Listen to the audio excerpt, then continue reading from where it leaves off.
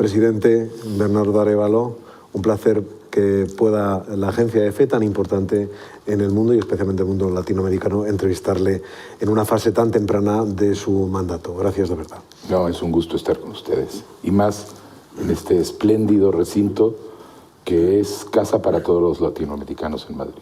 Fue el lugar en el que en el 92 se celebró una primera cumbre iberoamericana y, como nos recordaban, usted mismo estuvo aquí presentando en el 98 quizá su libro sobre arenas movedizas. ¿Qué resonancia, qué pasado le trae el estar ahora aquí precisamente con esos antecedentes? Bueno, me estaba acordando cuando estaba bajando y entrando al edificio del momento. Era mi primer libro. Yo acababa de dejarla, bueno, un par de años había dejado ya la embajada en Madrid. Había estado en algún panel acá alrededor del tema del proceso de paz, pero ya estaba yo fuera de la función pública. Y era una primera obra tratando de entender los procesos de transición del autoritarismo a la democracia y de la guerra a la paz en mi país. Y estaba reflexionando ahorita cuando veníamos cómo en este momento es una segunda y distinta etapa de transición en la medida en que estamos volviendo a buscar la democracia y la paz, pero huyendo esta vez de una configuración distinta, de una configuración autoritaria. Siempre se basan los libros posiblemente en la experiencia propia y usted habla de esos tránsitos que su país vivió y vivió precisamente en la figura de su padre, Juan José Arévalo, presidente de Guatemala, después de una transición de una junta militar a la democracia. ¿Qué hay de aquel espíritu de su propio padre en su mandato y en su destino político? Bueno, en primer lugar, inspiración y compromiso. Mi padre, Juan José Arévalo, fue el primer presidente electo democráticamente de mi país, el primero que entregó además el poder a otro presidente democráticamente electo, un estadista con un compromiso profundo por los principios de la democracia y de la justicia social. Y aunque los programas de los mediados de la década del siglo XX y el programa político de comienzos del siglo XXI son muy distintos en términos de realidad, contexto, problemas, los principios siguen siendo los mismos.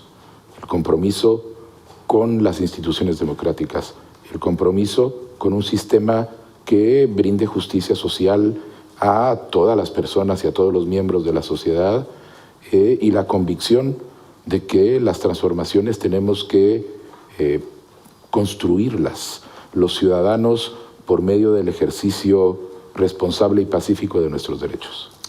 Usted lleva un mes y apenas una semana al frente del país, tras la jura del día 14 de enero, que es el día que constitucionalmente los presidentes toman posesión en Guatemala. Pero ese día fue un día muy especial. ¿Estuvo cerca Guatemala de descarrilar en aquella jornada? Yo siempre tuve la confianza de que no iba a pasar,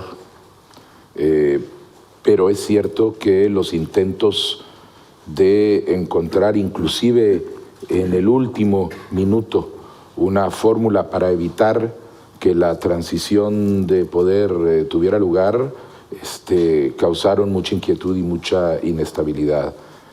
Al final, el retraso en la toma de posesión fue de muchísimas horas, de muchas horas, horas que quienes estaban esperando en el Teatro Nacional, los invitados internacionales, Su Majestad el Rey Felipe, soportaron un poco viendo, siendo testigos de un proceso en donde lo que estaban viendo era la determinación de un pueblo de no dejarse robar su democracia.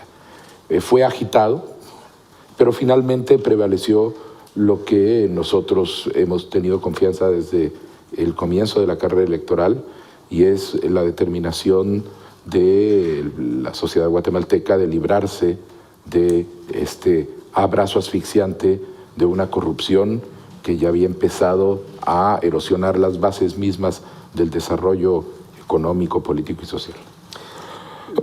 posiblemente esa presencia internacional, más allá del protocolo, tuvo una importancia real en aquella jornada, porque fueron más de 9 horas sin saber efectivamente cómo iba a decantarse el día de la jura, ¿no? El rey, como usted menciona, el rey de España estaba allí, pero esa presencia internacional que verificó, que certificó la transición de poder en Guatemala fue la garantía precisamente de que se produjera. ¿Qué importancia le da? No únicamente en ese momento, de hecho, esta combinación entre un acompañamiento continuo y activo por parte de la comunidad internacional y un trabajo y una determinación de la sociedad guatemalteca que genera consensos internos, fue la clave que nos permitió salir de esa crisis política desde el momento mismo de las elecciones. Nosotros tuvimos misiones electorales de la Organización de Estados Americanos, de la Unión Europea. Estas fueron muy importantes para constatar que las elecciones efectivamente fueron limpias y transparentes, y a eso siguió un acompañamiento que fue sumamente importante cuando se intentaba desde el poder criminalizar a los actores políticos, perseguir, por ejemplo, al Tribunal Supremo Electoral y entablar una persecución espuria por la vía legal, que lo que buscaba era burlar la voluntad política ejercida libremente en las aulas.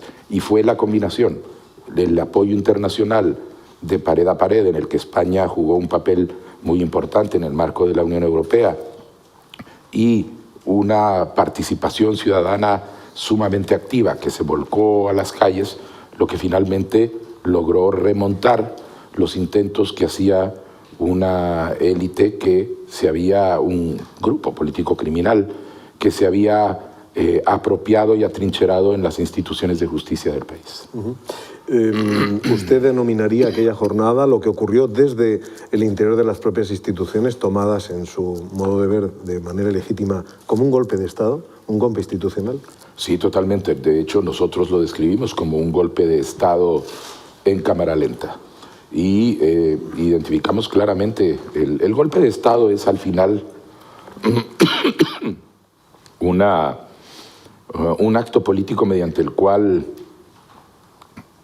las instituciones interrumpen el proceso democrático para burlar a los ciudadanos y para imponer la voluntad política de algún grupo.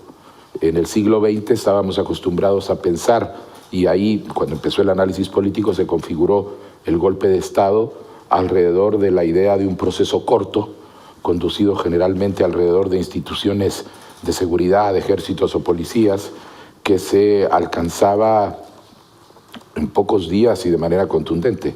Los golpes de Estado del siglo XXI no los conducen las instituciones de seguridad, los hacen abogados, jueces y diputados, y no se hacen de la noche a la mañana, se hacen de manera progresiva por este proceso de judicialización de la política, de persecución espuria. Los Estados Unidos ahora han acuñado el término de lawfare, mediante el cual hay una utilización de la justicia y de las instituciones de la justicia, que son instituciones de la democracia, para subvertir el orden democrático mismo. Y eso es lo que estaba ocurriendo en mi país. De hecho, la fiscal nombrada por el presidente saliente, Jean Mattei, es posiblemente uno de los exponentes más claros de la obstaculización institucional. ¿Qué tiene que decirnos hoy en esta tribuna sobre el papel de la fiscal y cómo va a continuar en el futuro su convivencia con ese puesto?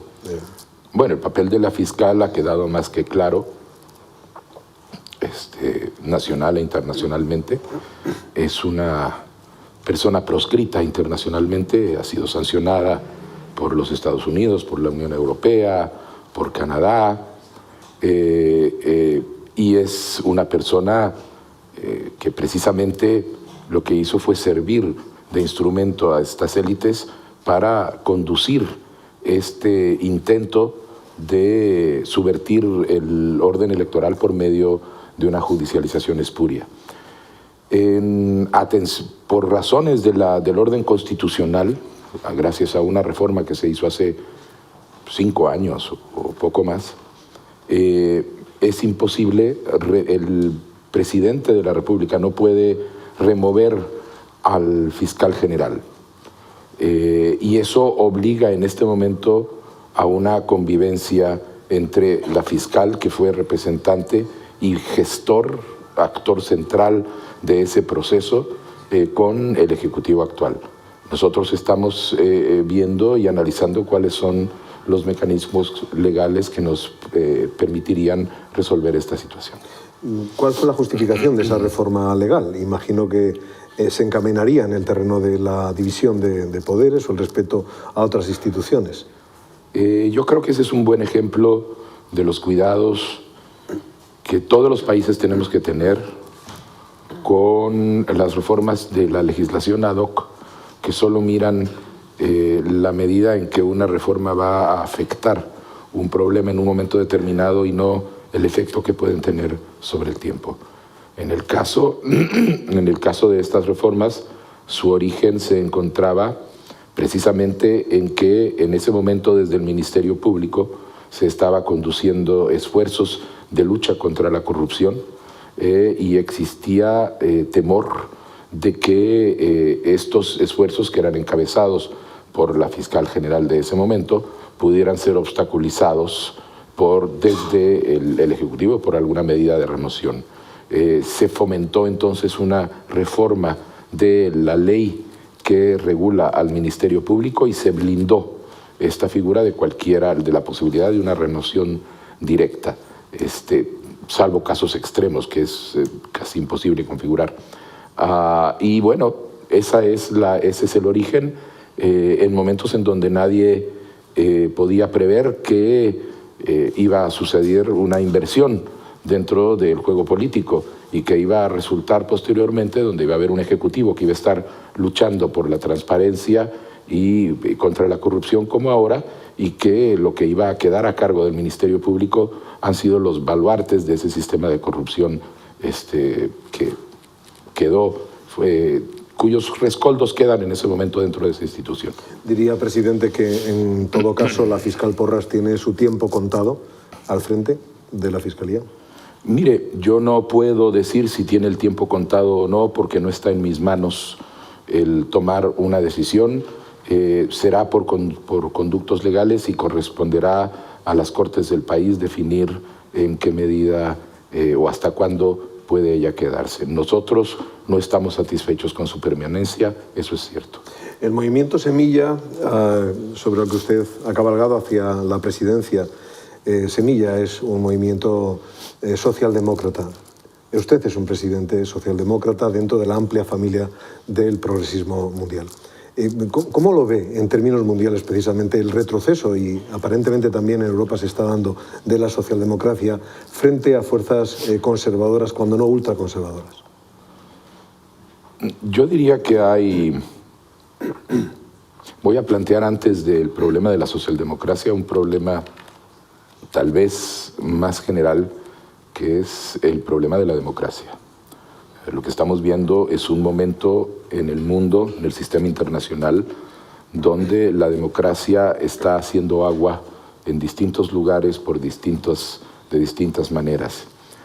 Creo que una de las razones por las cuales está haciendo agua la democracia alrededor del mundo es porque en algún momento estos sistemas políticos democráticos en distintas latitudes dejaron de responder a las necesidades de la mayoría de la población, que dejaba de sentirse representada por estas instituciones, y entonces empezaron a migrar. Hay ahí una necesidad, yo creo, de repensar la forma como nuestros sistemas democráticos alrededor del mundo pueden empezar a responder otra vez a las necesidades de la población, de manera que la población renueve y mantenga su alianza con las instituciones de la democracia. Una democracia no puede sobrevivir si no tiene la lealtad y el apoyo de la ciudadanía. Y en ese marco, nosotros creemos que la socialdemocracia, como un sistema que establece una combinación entre justicia social y libertades públicas puede dar una solución. Nosotros usábamos durante la campaña una fórmula, decíamos, no hay democracia sin justicia social, porque un sistema democrático que no sirve al bien común no puede generar esa lealtad de la ciudadanía, pero no existe justicia social sin democracia, porque no puede haber justicia social en un sistema donde se coarten las libertades públicas. De manera que para nosotros esa visión, esa combinación entre justicia social y democracia que está en la raíz de los movimientos socialdemócratas, que tiene que ser reinterpretada, por supuesto, a la luz de la realidad política y económica del siglo XXI, ahí podemos encontrar una de las respuestas para el fortalecimiento de la democracia en estos momentos que tanto la necesita el mundo. Un elemento que seguramente ha cortocircuitado la credibilidad de las democracias, la respuesta también del pueblo ante sus representantes políticos es la corrupción. Y ese es posiblemente el principal caballo de batalla, junto con la inseguridad, sobre el que usted asienta el destino de su presidencia. ¿Qué ha hecho en este tiempo que lleva al frente de Guatemala para luchar contra la corrupción? Bueno, llevamos una semana, un mes y una semana. ¿Okay? Estamos... ¿Ya ha removido usted y su gobierno no, hemos removido, a más de 1000 funcionarios? Hemos estado removiendo funcionarios, plazas fantasmas, funcionarios que evidentemente pues, estaban muy claramente involucrados con la corrupción. No hemos terminado de abrir todas las gavetas de los ministerios donde llegamos y nos saltan los casos de corrupción. Había muchísima soberbia en la forma como operaban las redes de corrupción, de manera que tampoco hacían muchos esfuerzos para maquillarla y entonces se convierten en realidades evidentes y estamos en este momento afinando los mecanismos para poder empezar no a denunciar y no a despedir a los corruptos, que eso es algo que se va a tener que seguir haciendo, sino sobre todo a establecer los mecanismos que nos permitan empezar a hacer las modificaciones en las instituciones, en los marcos legales, pero también en la cultura, para poder empezar a hacer un trabajo sistemático que vaya librando en los distintos espacios del Estado a la corrupción. Va a tener que ser gradual y progresivo. Nosotros en este momento tenemos control del organismo ejecutivo y nuestro compromiso es con la transparencia en el organismo ejecutivo. Hay otros organismos del Estado en nuestro sistema republicano que no están bajo nuestro control. Bueno, el Ministerio Público ya vimos quién lo controla, y en estos otros espacios institucionales de nuestra democracia entendemos que tendrá que ser un proceso gradual y esperamos colaborativo mediante el cual vayamos ampliando esta tarea y retomando la noción de un gobierno que se ejerce de manera transparente y que se ejerce no en beneficio personal de quienes llegan a ejercer el poder, sino en el sentido de servicio, que es al final la idea del servicio público. Mientras abre todas las gavetas, su gobierno ha tenido algunos objetivos claros. Por ejemplo, ha removido al responsable de la Autoridad Aeronáutica, responsable en última instancia del Aeropuerto Internacional de Guatemala. ¿Qué importancia le da a esta posición en la relación con el narcotráfico y otro tipo de problemas gravísimos en la imagen internacional de Guatemala? La remoción, para usarlo como ejemplo simplemente.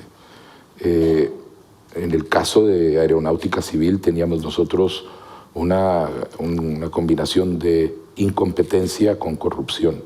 O sea, no únicamente había un abandono total de la función de administración efectiva de la seguridad aérea del país y del aeropuerto, que son dos ámbitos separados, sino que además había mecanismos que permitían el funcionamiento con impunidad de ciertas redes, mecanismos mediante los cuales se permitía que hubiera entradas y salidas que no eran vigiladas, etc.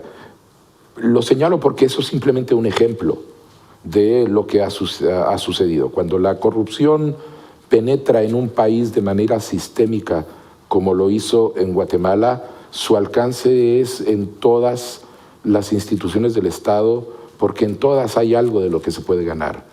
En el caso de los aeropuertos o de los puertos, es clarísimo, son puntos de entrada, se prestan para tráficos, para todo tipo de cuestiones, pero hemos encontrado sistemas de corrupción en oficinas públicas en donde el manejo de los fondos de inversión es mínimo, pero hay plazas.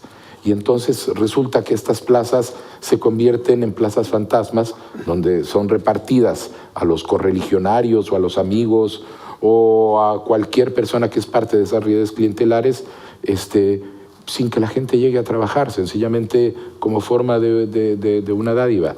La corrupción sistémica corroe todas las instituciones del Estado, pero no hay que equivocarse con pensar que es, en conclusión, todos los funcionarios de Estado son igualmente corruptos. Sencillamente, y lo que estamos encontrando es que hay mucha gente dentro del Estado que ahora está muy dispuesta a venir y compartir información porque están sintiéndose liberados de esos grupos que vienen a controlar, que estaban controlando y que tomaban el control de las instituciones del Estado. Hay jinetes del apocalipsis en los estados amigos americanos que siempre suelen llevarles a la zozobra y en muchas ocasiones al fracaso. Estamos hablando de corrupción, el narcotráfico, la inseguridad, vasos comunicantes. En todos ellos su mandato reciente está tomando acciones, como nos acaba de contar, en relación con la corrupción, en relación con la inseguridad. ¿Qué cosas han hecho? Ustedes han llegado a la conclusión de que algunas medidas han conseguido reducir rápidamente índices de criminalidad y esto lo mira el mundo de manera muy atenta. Nosotros sabíamos, por ejemplo, que una de las principales amenazas contra la seguridad de los guatemaltecos es la extorsión. La extorsión se convirtió en un fenómeno que afecta la vida no solo de dueños de negocios, empresarios de toda talla, sino de gente común, que vive en un barrio, que tiene una tienda, y que terminan pagando impuestos a distintos grupos después de ser amenazados en redes que, como ya es conocido, operan desde las cárceles, ahí están los operadores, por medio de llamadas telefónicas, y desde ahí hacen sus amenazas y dan las órdenes de operación a sicarios que están afuera de las cárceles. O sea, las cárceles se habían convertido en un centro de negocios para los extorsionistas.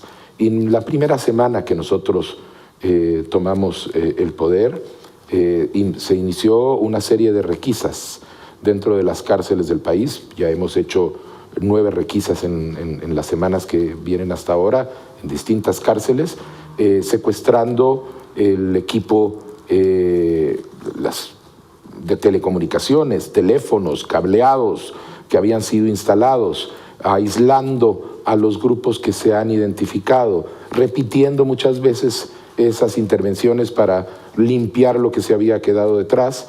Hemos establecido un grupo especial de combate a la extorsión y se ha aumentado significativamente la presencia de unidades especiales.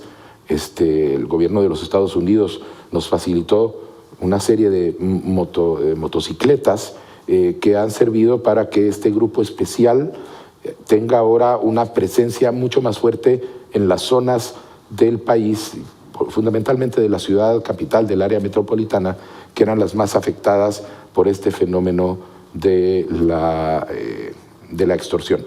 Como resultado, se han desbaratado 2 redes, ha habido cientos de arrestos, se estima que se ha logrado salvar la vida de cientos de personas porque eran en apenas unos días. Y en apenas unos días porque teníamos claro dónde estaba el problema. De la misma manera se está operando ahora, se está empezando a operar contra el tema del narcotráfico. Hemos capturado cerca de más de media tonelada de cocaína en uno de los puertos, en el puerto de San José. Se ha reestructurado en el Ministerio de Gobernación una unidad especial que integra a funcionarios del Ministerio de Gobernación, del Ministerio de la Defensa, de la Superintendencia de Aduanas, para establecer un mecanismo de combate al narcotráfico y al contrabando, a los tráficos fronterizos, de manera que estamos en un proceso de trabajo para poder adaptar a las instituciones del Estado a las formas como se manifiesta la criminalidad en nuestro país. El 7 de febrero, y estamos en el día 23, fue un día importante para Guatemala. Un día en el que no hubo ni un solo muerto por violencia en el país. No sé si es una cuestión mágica, una coincidencia o fruto de este empeño que usted nos describe. Mire, hacía mucho tiempo que no pasaba. Nosotros queremos entender como algo que es el resultado de un proceso de repliegue que hemos identificado como efecto de esta acción de seguridad por parte del Estado. Esperamos que esto sea sostenible, no creemos que vaya a continuar de la noche a la mañana, nos quedemos en cero, pero para nosotros es un primer indicativo de que efectivamente pues los sectores criminales sienten que hay una presencia activa y en todo caso están tratando de entender cuáles son las acciones. Nosotros vamos a seguir adelante y para tratar de mitigar la violencia contra la población. Pero usted no es Nayib Bukele. El modelo guatemalteco no es el modelo salvadoreño. ¿Qué diferencias establece, aunque el objetivo sea parecido? Bueno, el fenómeno de las pandillas es común en toda Centroamérica, pero distinto en cada uno de los países en la forma como se manifiesta. El perfil de la criminalidad en Guatemala, por ejemplo, las pandillas tienen un peso mucho menor que el narcotráfico y que otras formas de crimen organizado. Es una situación distinta de la de El Salvador. Nosotros lo que hemos hecho es dar una respuesta de seguridad que ha sido contundente porque responde a la especificidad de las amenazas que nosotros tenemos, pero lo hacemos en el marco del respeto pleno de los derechos humanos. ¿No cree que lo haya en el gobierno salvadoreño de Bukele? Yo estoy preocupado de que en nuestro gobierno haya plena observancia y que no haya contradicción entre seguridad y derechos humanos. Enseguida podrán preguntarle también otros compañeros de la prensa, pero está en España cerrando su primera gira internacional que le ha llevado por Bruselas, por París, por Ginebra, Madrid. Aquí ha tenido reuniones al más alto nivel con la jefatura del Estado, con el presidente del gobierno, también con empresarios y con miembros destacados de la sociedad española. En el terreno de los empresarios, en el terreno de las grandes iniciativas, ¿qué es lo que puede ofrecer Guatemala a España y España a Guatemala para la prosperidad de su país? Bueno, mire, nosotros somos un gobierno que llega con una conciencia muy clara de que si bien lo más urgente es atacar la corrupción, lo más importante es atacar los déficits de desarrollo que tenemos. Lo más importante es atacar los déficits de desarrollo que tenemos. Es ahí donde nosotros, cuando uno ve nuestro programa de gobierno, identifica las distintas intervenciones que nosotros estamos poniendo en práctica para empezar a mitigar los déficits que tenemos, que son resultado de 5 siglos de abandono y de marginación de la mayoría de la población, de 30 años de asalto corrupto al poder, que sabemos que no vamos a poder resolver en 4 años, pero que tenemos la oportunidad de sentar las bases sobre la manera como en la sociedad, actuando de manera armónica y coordinada, podemos salir adelante. En este esquema, el Estado va a estar haciendo inversiones muy significativas de infraestructura para el desarrollo en las áreas más abandonadas del país, que son áreas en donde este tipo de intervenciones en carreteras, en programas de riego, en puestos de salud, en escuelas primarias, no constituyen oportunidad, no son rentables, son espacios donde el Estado tiene que cumplir con su función de tomar los fondos con los que se cuenta de los ingresos fiscales y distribuirlos a aquellas zonas que más lo necesiten. Pero necesitamos hacer grandes inversiones en áreas de macroinfraestructura. Tenemos que ponernos al día en el aeropuerto, con los puertos, con grandes carreteras, el programa como el Metro, que estamos construyendo, empezando a construir nosotros, y estas sí son oportunidades en donde podemos contar con capital privado, nacional o internacional, para acometer estas grandes obras de infraestructura. Pero además lo que necesitamos es atraer inversión nacional e internacional que genere nuevos puestos de empleo, nuevos puestos de trabajo. Nosotros entendemos que en ese proceso de largo aliento que va a ser lograr alcanzar una sociedad con equidad, con justicia, en donde haya condiciones dignas de vida para todos, va a ser necesario que lo hagamos gradualmente, impulsando un crecimiento de la productividad y redistribuyendo eficientemente los productos fiscales de esa actividad económica. Los inversores y empresarios españoles encontrarán en Guatemala un país con brazos abiertos, un país con seguridad jurídica, un país con ganas de recibirles. En primer lugar, con certeza jurídica.